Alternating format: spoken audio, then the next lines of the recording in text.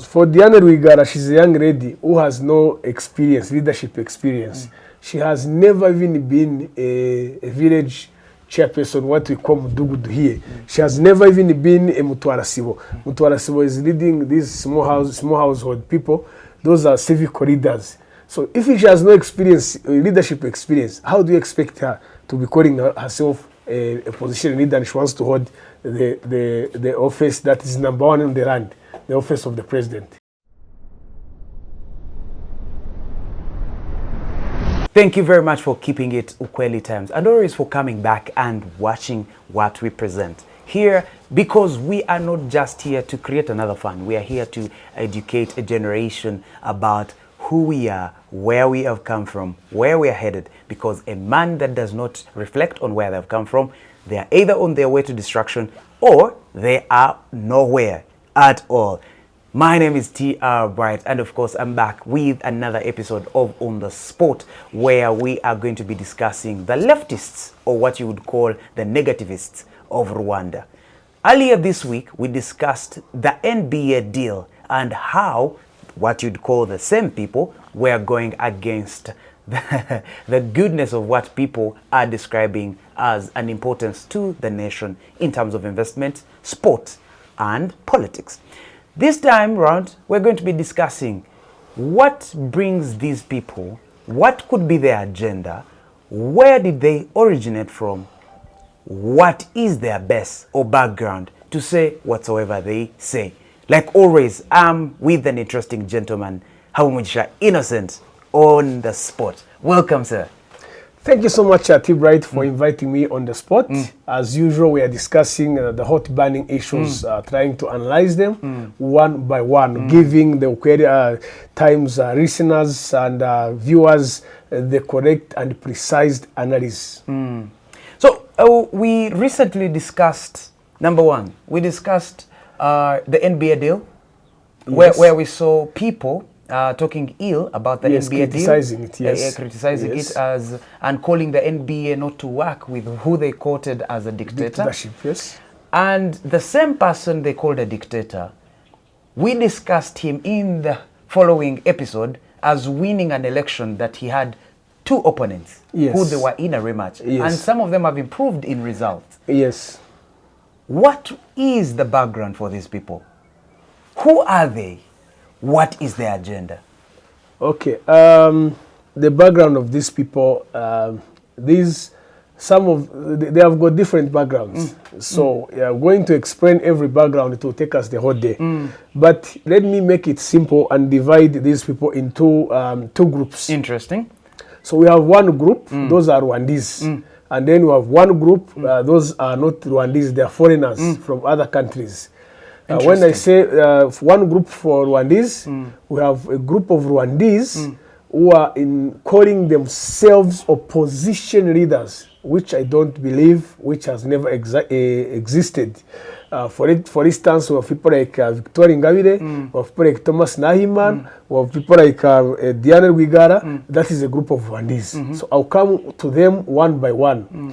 Then we have also a group of foreigners. We have people like Jude Live, Philip Legend. We also have got a group of those journalists, the 50 journalists who came together and published a story called the Rwanda Classified and told the story. So those are examples of the group of foreigners. That's why I said let me divide it into two groups. Yeah. So you began by, in your description, saying that you do not believe they are opposition leaders. My question would then be, for one to be an opposition leader, what makes them? So that the UKWELI Times listeners and viewers can understand what makes these people who they are in your description. Okay, to be an opposition leader, one, you must have, what is opposition? You must be opposing something. Interesting, yes. Right? Yes. So you must have a political ideology. party or an ideology. You must have an ideology that is different from the ideology that is existing. An example is if RPF is at the helm of leadership in Rwanda, they are the current political party that is leading Rwanda. So you come in with your own political party, you must come with the ideology that you don't agree with what RPF is doing. You become opposition. So for you to be opposition leader, it means you are leading a big political party with fellowship, with members. That political party must be legally registered in that country, binding to the laws of the land. So these people that I've mentioned, Thomas Nahimana has no political party that is registered in Rwanda. That's why he said he's not a political opposition leader. Diane Rwigara has no political party. That's why I said he's not a political leader. Victoire Ingabire has a political party, but it is not registered in Rwanda. It is not accepted. For a few reasons that I would explain, a few of them. Please, go ahead. One of the main reasons is that he's an ex-convict.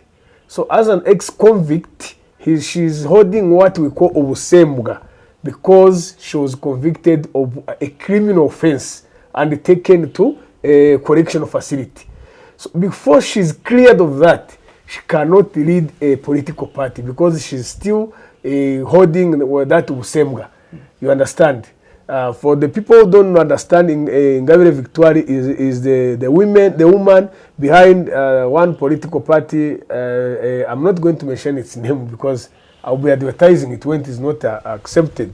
So we go to the fourth one. That is Kayumba Nyamwasa's political party, RNC. It is also not registered here. So if they are not registered, they don't have members who are Rwandese, who are known citizens with national registration card, Irangamuntu. That means that those political parties do not legally exist. This is why I said I cannot consider them to be political leaders. Interesting. That would bring me to a place where I need to ask you. You say the likes of Kayumba Nyamwasa, you say the likes of Victoire Ingabire, the likes of Padre, I don't remember the name. You said they don't have political parties that are registered here. Does that mean they don't even stay in Rwanda? Exactly. If you go to make a proper research, most of them stay as fugitives out of Rwanda. Start with the leader for RNC. He's a fugitive. He has been sentenced here by the military court. He's living in Pretoria, South Africa, where he lives as an asylum seeker. Actually, he's not even a refugee because he has been denied of refugee status. Then we go to Thomas Nahimana.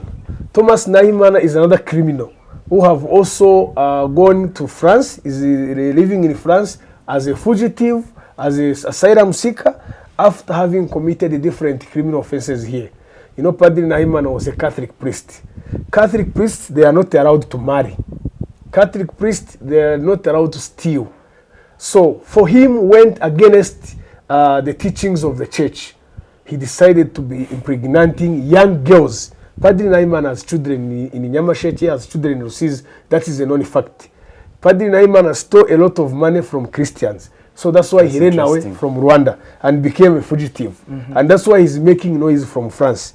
Then we go to Ingabire. Ingabire Victoire committed some offenses, which, you know, he was convicted by the court. We have always discussed this one all the time. She's not a factor that we can be discussing all the time. Then we also have Diane Rwigara. Diane Rwigara is a frustrated young lady who is also I recommend that she must be taken to Ndera for maybe they can go and diagnose her with some problems she has in her head. For Diane Rwigara, she's a young lady who has no experience, leadership experience. She has never even been a village chairperson, what we call Mudugudu here. She has never even been a Mutwarasibo. Mutwarasibo is leading these small household people. Those are civic leaders. So if she has no experience, leadership experience, how do you expect her to be calling herself a position leader and she wants to hold the office that is number one in the land, the office of the president? Would you say that then, because all these people have no political experience, would that be a best to disqualify them as leaders? Not really, but disqualifying them, I think it's basing on their criminality. I said it, Victoria Ingabire was convicted. She was in Mageragere. She wrote to the Republican president requesting for a pardon, requesting to be forgiven. The president, as a parent, did pardon Ingabire, and she was released. You know, the president has powers vested in him to pardon someone, and that's how she was pardoned.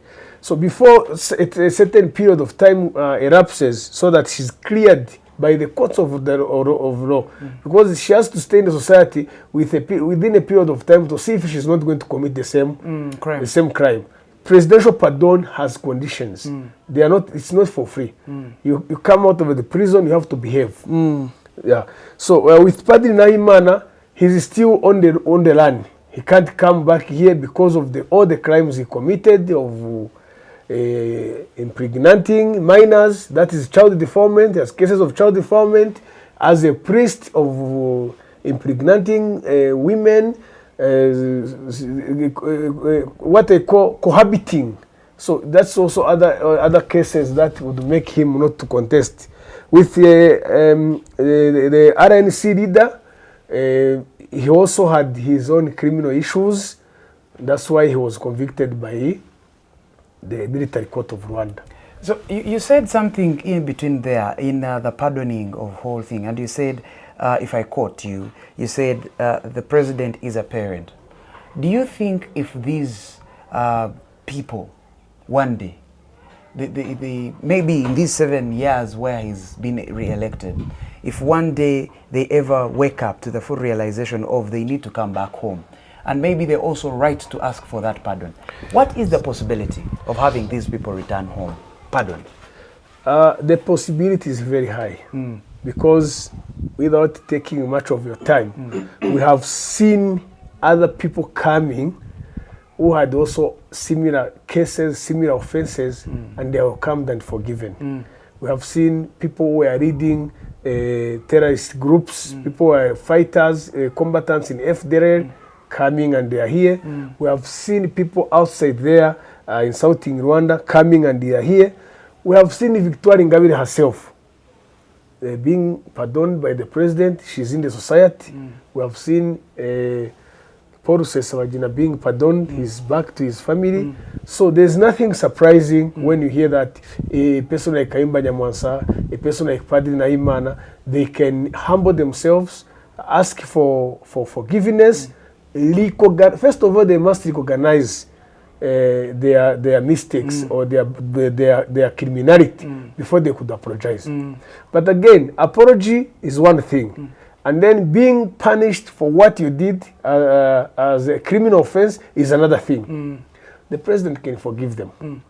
The Rwandans people can forgive them. They come back here. But when they are here, there's a possibility that that criminal offense they can be asked about it. Interesting. Because criminal case is something that committed against the society. So that's why you have a lot of people living in these correctional facilities in Mageragere, all over the country. They are there. Not only that people hate them, but they are also in the process of transformation. Even those can come and go there to go for transformation. Because if someone like Padri Nahimana impregnated your daughter, then he comes, you say, okay, it's fine because you're Padri Nahimana, you can continue living in Kigali. But you're forgetting that there's someone who is in Nyamasheke who is crying, which Padri Nahimana impregnated his daughter. You are forgetting that there's someone that Padri Nahimana stole money from in Nyamasheke who is waiting to be paid. So forgiving Padri Nahimana will be committing, it will be injustice to the people that he offended. That's what it means. Rwanda has been known for a society that is on the basis of reconciliation. It has been known for community gathering to attend to societal problems, and we have seen quite a number of initiatives that were built from local societies here being suggested to the international community, like the Gacaca Court, which has now become the alternative dispute resolution. And we are talking about forgiveness. Let's take a short commercial break, and when we return, we continue to discuss what are the foundations of these people, what is their agenda, who funds the agenda, if there is one, and how best can we build this nation with harmony for everyone that yielded to see this country transform to what it is. Thank you. Thank you very much for keeping it UKWELI Times. My name is T.R. Bright once again, and of course I have the amazing gentleman Innocent. We are discussing the negativists. We are discussing the so-called opposition leaders. We are getting to the helm of understanding what is the agenda. Wow, how could we integrate them into society again?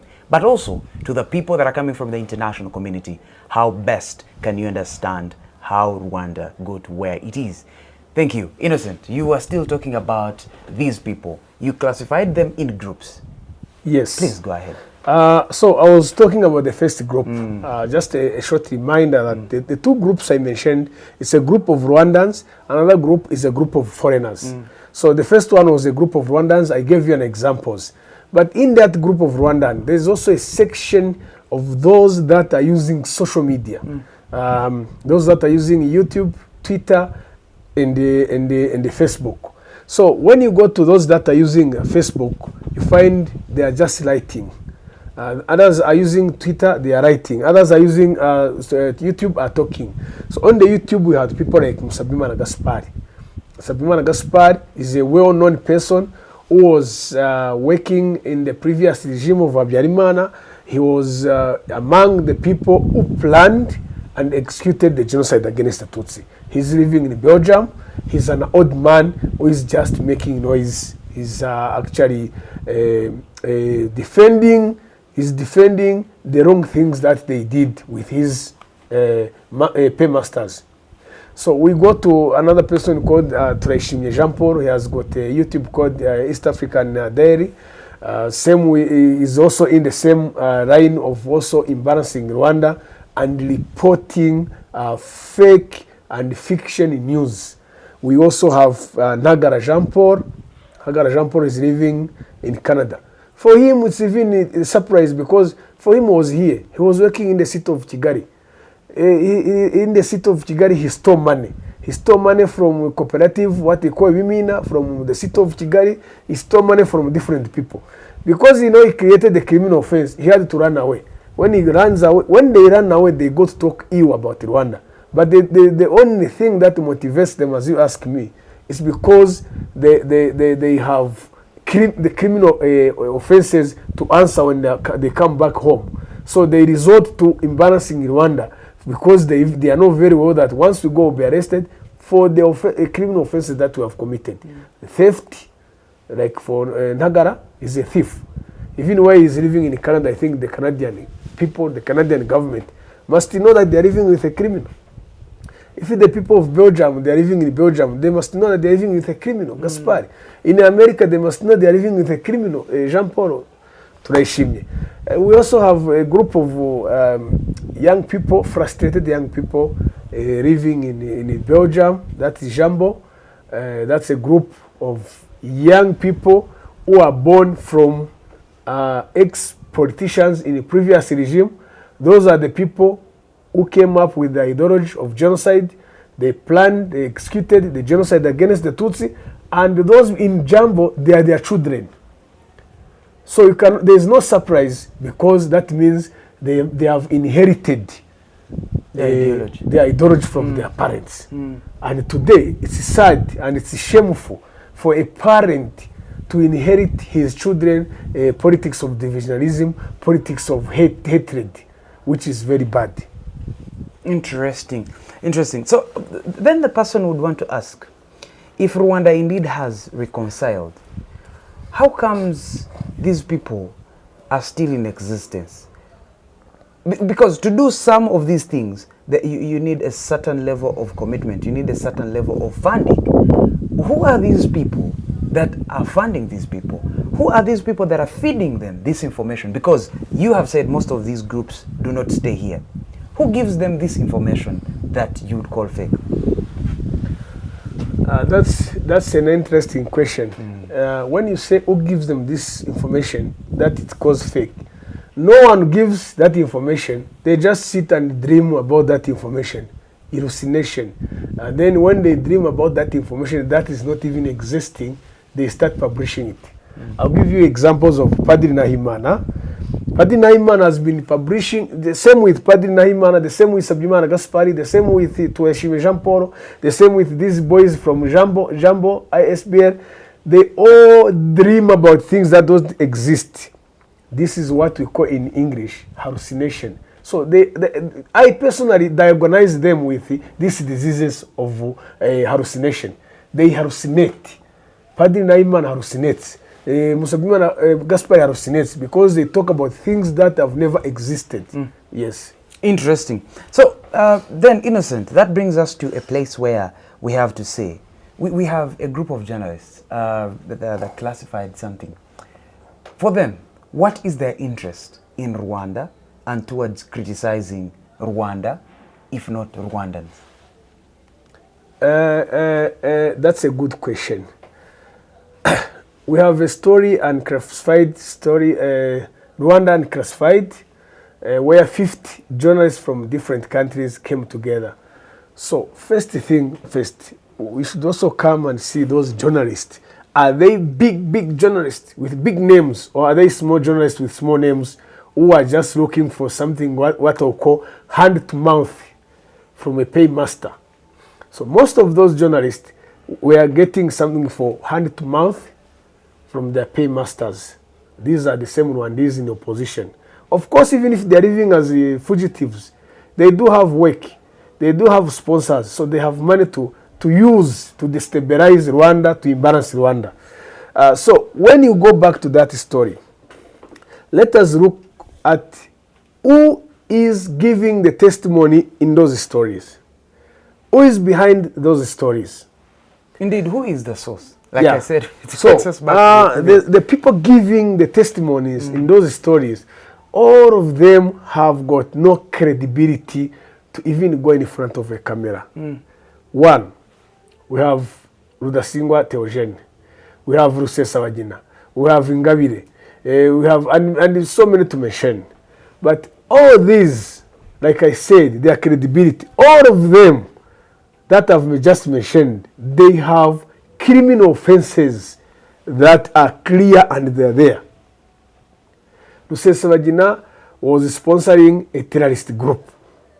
It is well known. FRN, you know it? I've heard of which it. Came to through the Burundi through side. Burundi border in the southern part of Rwanda. They went to Nyaruguru district in Nyabimata sector. They killed Rwandans there. They stole their properties. Those were sponsored by Paul Rusesabagina. He's currently living in America. That is the person who goes to the camera and told the stories about Rwanda, because he committed a criminal offense. He's now being asked about it. He cannot answer it. He resorts to go and embarrass the government. So I was talking about Paul Rusesabagina.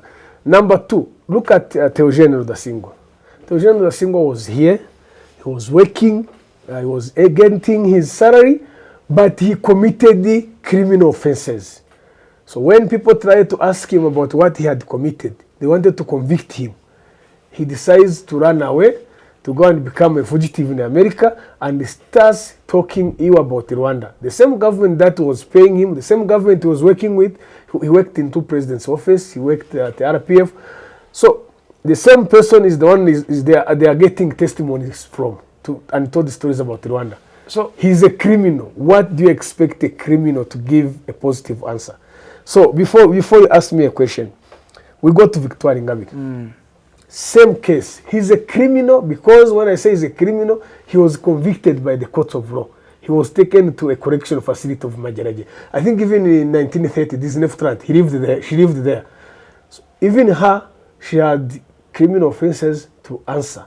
That's why you cannot expect them to talk positive things about Rwanda. Positive things are there. We can see this infrastructure you see around the roads, the road connectivity connecting the country. You can see the stadiums being built every day, the buildings in town, the Giringa program, a Kaupe family, the VUP program, the Bye Bye Nyakatsu program. Those are positive programs that someone can mention, to mention but a few. But then they decide to go and mention things that they don't exist. That's why I said those people are sick. They have hallucination. Yes. So my question then comes from this perspective. You said, for example, in some of the people that you said, some of them worked for the government, the city of Kigali, for example, one worked in the president's office and RPF. Would you say that maybe what, apart from the dissatisfactions, is they get them from living and directly working with the government? Would you say that is before they even committed the offenses? Living and working with the government before they committed the crimes. Some of them committed the crimes while were they in government. So when the government wants, now when the authorities wants to ask them to take disciplinary actions against them for what they have committed, they decide to run away. When they run away, they become fugitives. They become asylum seekers. And then they will start saying bad things about Rwanda. But before they committed the crimes, things were okay. Things becomes bad when they become offenders. But before they become offenders, things are okay. So this is to say that we are seeing a trend of criminals who escape the mouth of justice and then in shame turn the shame into a political movement. Exactly. Exactly. I'm not going to add anything on that. They commit crimes, so when justice is looking after them, they run away. When they run away, they use that against the government to say the government is an ABCD. Interesting. Yes. We are still talking about reconciliation. We are talking about justice. We are talking about politics. But also we are talking about the unity and rebuilding of a nation that was once in turmoil times, that was once based on ethnicity, religion, and sectarianism. This has come to change over the time, but we have seen also the people that do not seem to appreciate the strides that have been taken.